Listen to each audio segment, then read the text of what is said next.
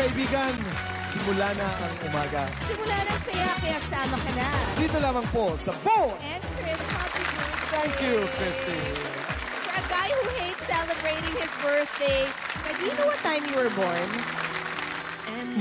Right after midnight, ang sabi ng nanay.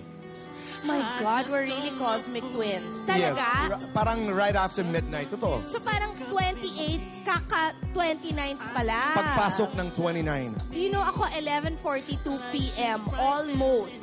Oh my God. 18 minutes to go, it would have been February 15 na. So We really are ikaw, cosmic, sinister sisters. yes, so after midnight ka Yes. pinanganak. So before 1 a.m. No, siguro mga 12:05, 12:10, parang ganon. Okay, ni-research mo ba kung sino yung mga ka-birthday mong prominent?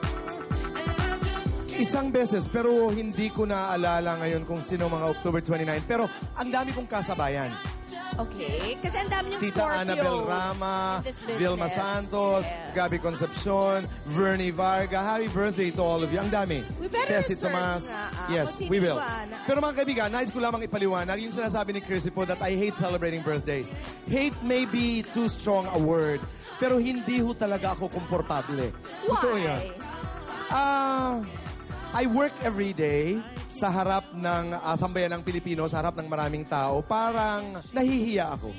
I don't know what it is. Ito sabihin ko kasi ibang mga Scorpio, like Tita Annabel, for that matter, or Deo, ang birthday Happy nila birthday, Deo.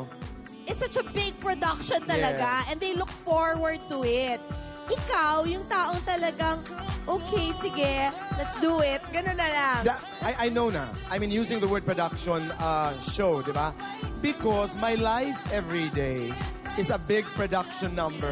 Plus the fact, mga kaibigan, na ang dami na birthday mo, birthday ng mga talents ko. I like giving birthdays. I like being part of that production. But that production shouldn't be about me. Parang ganun. I don't know. It's a certain kind of discomfort. But I am grateful to all my friends. Yes. Salamat, salamat. And Salamat. you're grateful because on this birthday week, you're able to spend it with your immediate family, di ba? That's true.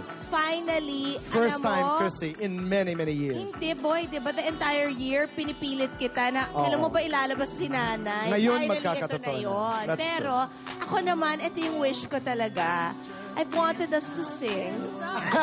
At yan po mga kaibigan, may magkakatotoo. At saka, higit sa lahat, Lord, thank you. Maraming salamat. Hindi ko na po iisa-isahin. Pero mula sa aking puso, thank you for giving me Chris. Thank you for giving me an audience like you. Salamat po. Salamat. Salamat sa musika. Salamat sa ating mga bisita. Sa mga cake, sa mga flowers. Basta po, salamat. Okay, kung meron tayong top 6 na favorite na singers ngayon, sila to. At salamat po na malusog ang nanay. Yes, praise Ngayong God. umaga, Talaga. umalis po ako ng bahay at sabi niya, ang regalo ko sa iyo ay healthy ako. Talaga. Oh, That's the best Nay, gift. mahal na mahal kita. Ay. Okay. So let's start off with Jed Madela, Juris, Eric Santos. and nandito naman si Bugoy. Bugoy, Laarni, and Rap. To the left, to the left. To the left, to the left. Ooh, to the left, to the left. Everything you own in the box to the left. In the closet, that's my stuff. Yes, if I bought it, baby, please don't touch.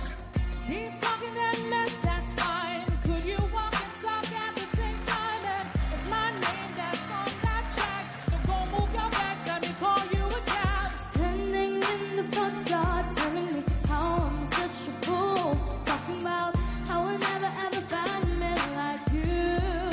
You got me to withstand. You must not know about me, you must not know about me. I can have another you in a minute. If I can't be here in a minute, baby. You must not know about me, you must not know about me.